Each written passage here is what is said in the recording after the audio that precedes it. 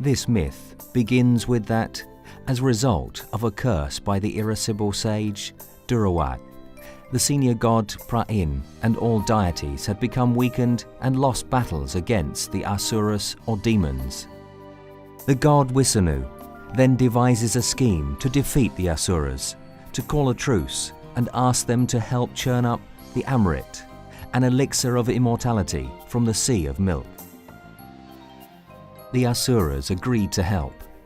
Mount Mandara, the king of the mountains, was uprooted and moved to a position where it could serve as the pivot for the churning. Mount Mandara, a spur of the world axis, Mount Meru was torn out to use as a churning stick. Vasuki Nakara, the king of snakes, was enlisted from the bottom of the Sea of Milk to serve as the churning rope. The demons positioned themselves at the head of the snake and the deities at the tail. Exhausted from being rubbed against the mountain, the great serpent vomited poison, thus weakening the demons. Not long after the churning began, Mount Mandara started to topple. Wisanu then supported the pivot by being reincarnated as the tortoise Kulamar to steady the mountain at the bottom of the ocean. The churning of the Milky Ocean had lasted for thousands of years. During the churning of the ocean, 14 wonderful treasures emerge from the depths.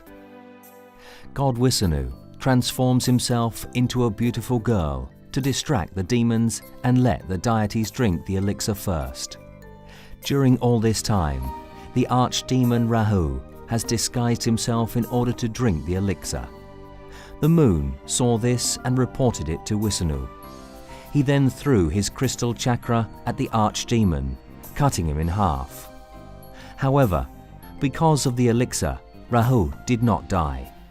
He swore vengeance on the moon and threatened to eat it whenever they crossed paths. Because of this, the lunar eclipse was born.